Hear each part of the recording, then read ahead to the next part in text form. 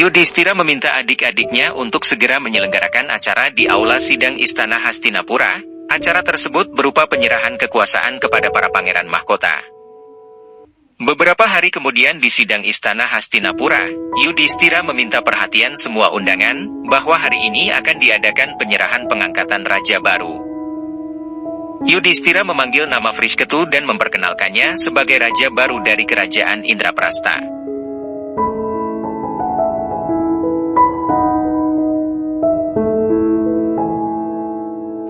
Berikutnya Yudhistira memanggil nama Parikesit dan memperkenalkannya sebagai raja baru dari Hastinapura.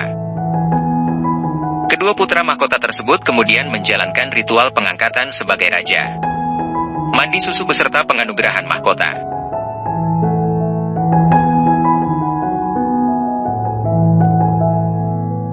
Drupadi berpesan agar kedua kerajaan tersebut adalah bersaudara dan akan mencapai kesuksesan bersama-sama dan saling membantu. Semua terlihat senang dengan proses pengangkatan para raja pewaris dari bangsa Kuru. Yudhistira mengenang keberanian Abhimanyu dan berkata kepada Parikesit bahwa ayahnya dahulu adalah seorang pemuda hebat dan ksatria yang pemberani, dan ingin agar Parikesit menjadi raja yang pemberani di kemudian hari. Arjuna mengenang Karna dan berkata kepada Vrishketu bahwa amanat kakaknya agar mengajarkan Vrishketu keahliannya sudah diturunkan. Dan berharap Vrishketu dan Parikesit bisa menggunakannya dan menjadi ksatria hebat seperti ayah mereka yaitu Karna dan Abhimanyu. Vrishketu dan Parikesit memberi hormat kepada semuanya.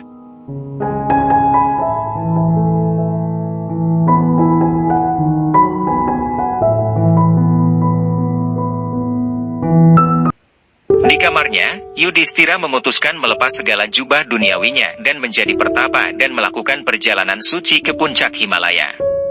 Para Pandawa yang sedang menunggu di luar terkejut dengan penampilan Yudhistira.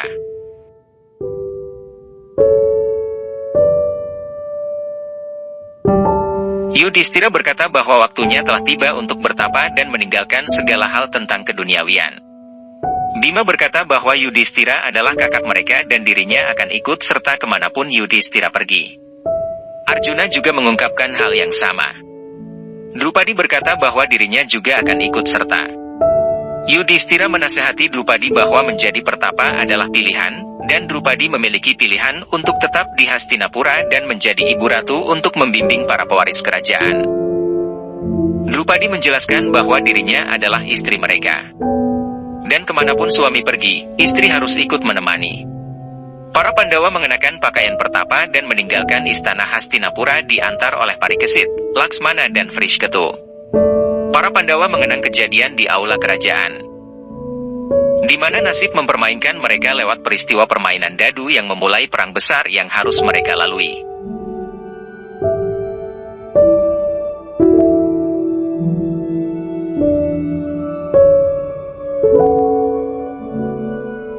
Yudhistira berpesan kepada Parikesit agar menjaga kerajaan Hastinapura selalu dalam dharma dan agar peristiwa adharma tidak terulang lagi.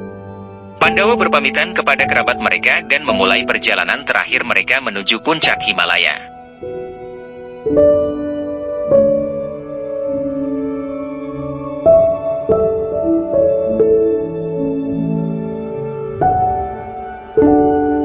Pandawa tiba di luar perbatasan Hastinapura, sebuah kabut badai muncul menghalangi perjalanan mereka.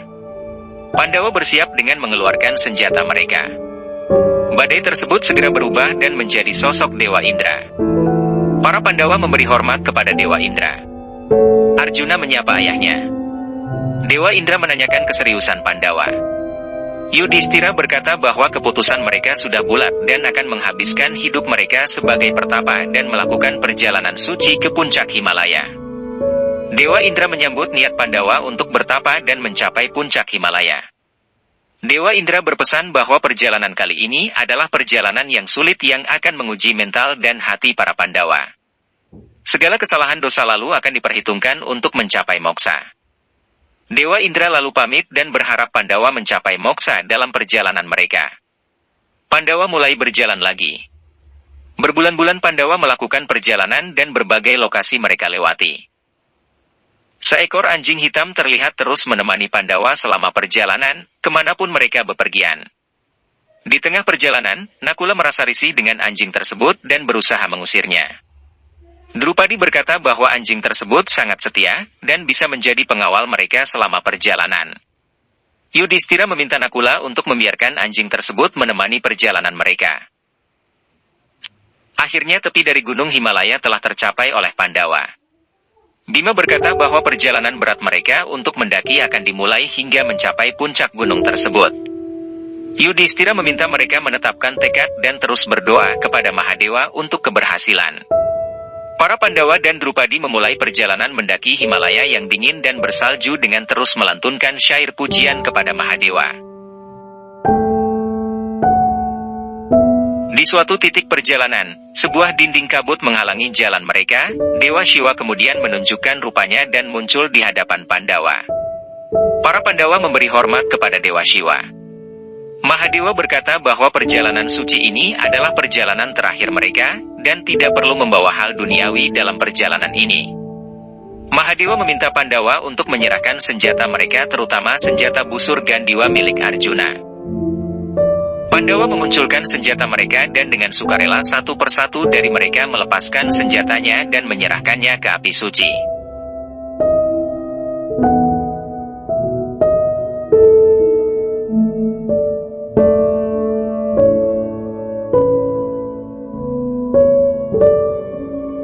Para Pandawa telah melakukan perintah Mahadewa dengan melepas hal terakhir keduniawian yang melekat pada mereka, namun kabut penghalang belum hilang. Yudhishthira menatap Pancali dan berkata bahwa Drupadi belum melepas hal tentang dunia. Drupadi maju dan bersumpah bahwa dia melepas segala hal tentang duniawi, segala amarah dan segala dendamnya. Seketika kabut penghalang hilang dan puncak Himalaya dari kejauhan bisa terlihat. Dewa Surya memberi izin Pandawa untuk melanjutkan perjalanan suci mereka dan menghilang dari hadapan Pandawa. Yudhishthira memahat batu di sana dan membentuk batu untuk pemujaan Dewa Shiva, dan berkata bahwa tempat ini akan dikenal dengan nama Kedarnath. Yudhishthira berkata bahwa dalam perjalanan selanjutnya, kesalahan dan keegoisan masa lalu bisa membawa mereka ke kematian. Pendakian yang berat menuju puncak Himalaya dimulai. Di tengah salju, para Pandawa kesulitan mendaki hingga ke atas. Drupadi berinisiatif dan berkata bahwa tubuhnya ringan dan dirinya akan mendaki lebih cepat untuk memilih rute perjalanan yang mudah. Drupadi terus mendaki, namun tergelincir karena licin dan akhirnya jatuh dari tebing. Para Pandawa meneriakkan nama Drupadi dan menangis.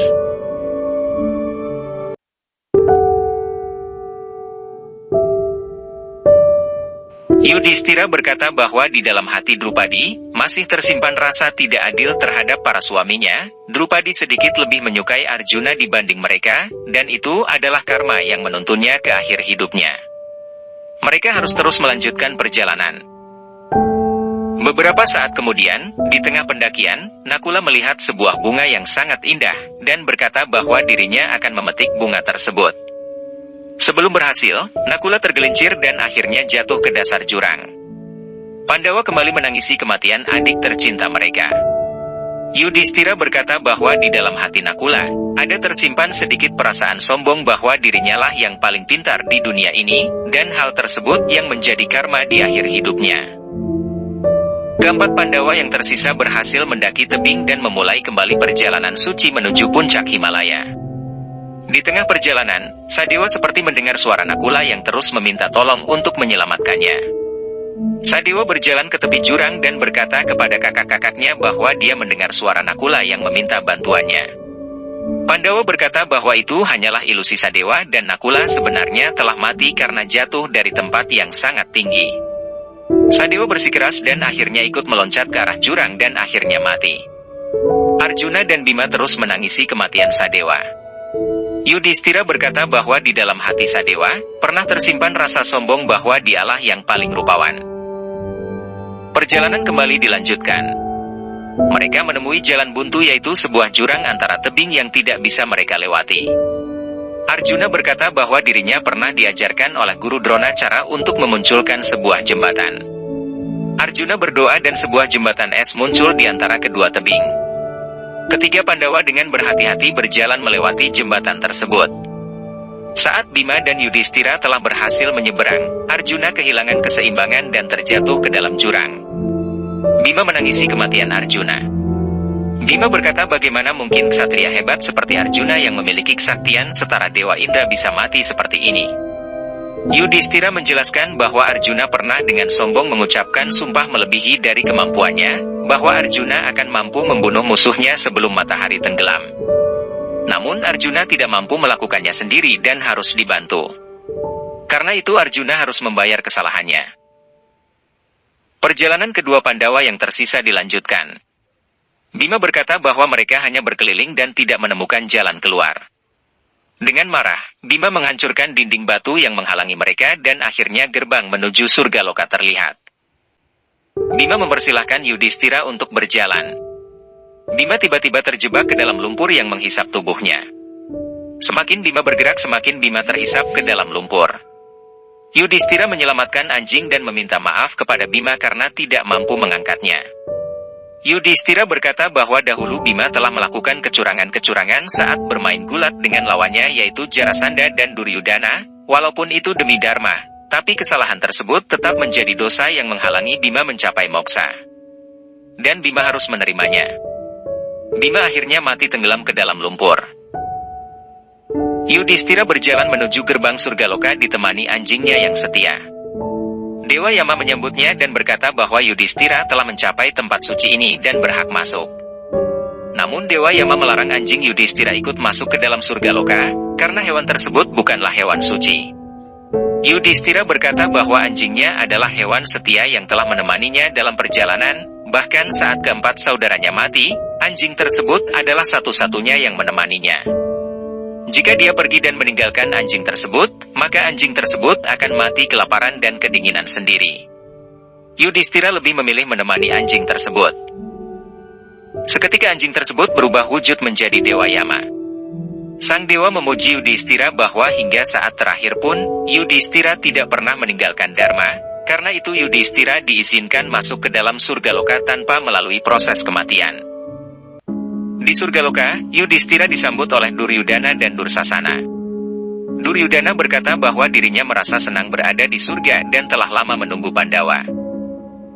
Yudhistira bertanya mengapa Kurawa bisa berada di surga, sementara Kurawa adalah pihak yang melakukan adharma dan memulai perang. Dewa Yama menjelaskan bahwa pihak Kurawa melakukan hal terhormat dengan berperang membela tanah air mereka dari pihak Pandawa yang ingin menyerang dan itu adalah sebuah amal dan layak menikmati nirwana. Yudhistira lalu bertanya di mana para saudaranya dan Drupadi berada. Dewa Yama lalu membawa Yudhistira ke alam bawah di mana tempat yang gelap dan panas, yang merupakan tempat segala manusia disiksa atas kesalahan mereka. Yudhistira mendengar suara Pancali yang memanggil namanya. Yudhistira meminta Dewa Yama untuk membawanya ke tempat Pancali. Yudhistira melihat Pancali tengah diikat oleh tali yang menarik tubuhnya. Yudhistira bertanya apa kesalahan Pancali. Dewa Yama berkata bahwa semasa hidup, Pancali tidak bisa menjaga ucapannya dan menghina tamunya yaitu Duryudana, dan juga menghina hanya karena kasta dari Karna. Perbedaan kasta memang ada tetapi tidak untuk dihina. Yudhistira kemudian melihat penjaga neraka sedang menusukkan 3 anak panah kepada seseorang dan menyadari bahwa orang yang disiksa tersebut adalah Arjuna. Yudhistira bertanya apa dosa adiknya sehingga menerima siksaan ini. Dewa Yama berkata bahwa dahulu Arjuna telah menantang dan meminta Ekalawa untuk melepaskan 3 anak panah ke dalam mulut seekor anjing untuk berkompetisi membuktikan kemampuan mereka, dan anjing tersebut merasa tersiksa dan inilah hukumannya. Dewa Yama kemudian menunjukkan kepada Yudhistira lokasi Bima, di mana Bima sedang disiksa dengan cara dipatahkan kakinya berkali-kali. Dewa Yama menjelaskan bahwa hukuman Bima adalah karena pelanggaran-pelanggaran yang telah dilakukannya saat Perang Dada, karena menyerang wilayah terlarang Jarasandha dan Duryudana. Dewa Yama meminta Yudhistira untuk menuju Surgaloka segera dan meninggalkan saudara-saudaranya untuk menerima dosa mereka masing-masing. Yudhistira berkata bahwa dirinya dan saudaranya adalah sama. Jika saudara-saudaranya ada di sini, maka Yudhistira lebih memilih menemani saudaranya di neraka. Dewa Yama memuji Yudhistira bahwa Yudhistira telah berhasil melewati ujian dari dirinya. Semua orang akan menanggung dosa dan kesalahannya. Yang memiliki lebih banyak dosa dibanding kebaikannya, maka akan menerima nikmat Surgaloka lebih dahulu sebelum merasakan neraka. Sedangkan yang memiliki sedikit dosa, akan menerima hukuman neraka terlebih dahulu sebelum menerima ganjaran atas kebaikannya. Dewa Yama menjelaskan bahwa semua ini hanyalah gambaran ilusi atas apa yang telah terjadi dan sebagai ujian untuk Yudhistira atas kesalahannya dahulu karena telah berbohong kepada Drona mengenai kematian gajah yang bernama Aswatthama. Kini 105 saudara Yudhistira telah menunggu Yudhistira di surga. Yudhistira seketika berpindah ke surga dan melihat keseluruhan saudaranya termasuk Pancali dan Kurawa yang menyambutnya dalam wajah tersenyum dan berseri-seri. Pandawa dan Kurawa menyambut kedatangan Yudhistira dan memeluknya. Duryudana mempersilahkan Yudhistira menuju suatu tempat dan berkata bahwa seseorang telah lama menunggunya. Yudhistira berjalan di antara saudaranya dan melihat sebuah singgasana megah yang dikelilingi kabut. Kabut sedikit demi sedikit menghilang dan terlihat sosok yang sangat Yudhistira hormati sedang duduk di singgasana Raja Surgaloka. Sosok tersebut tidak lain adalah Karna putra Dewa Surya. Yudhistira maju dan memberi salam kepada Karna. Karna menyambutnya dan mengucapkan selamat datang dan berkata bahwa dirinya telah lama menunggu saudaranya berkumpul bersama dalam kebahagiaan. Krishna muncul di hadapan mereka. Karna menyambut Krishna. Krishna berkata bahwa tak ada lagi dendam, tak ada lagi permusuhan dan semua bersaudara telah bersatu dalam kebahagiaan. Krishna menyampaikan nasihat moralnya mengenai Dharma yang telah ditegakkan melalui Perang Mahabharata. Krishna berpesan bahwa jika suatu saat dia harus turun lagi ke bumi, Krishna akan turun bukan untuk perang, tapi untuk perubahan dunia yang menjadi lebih baik.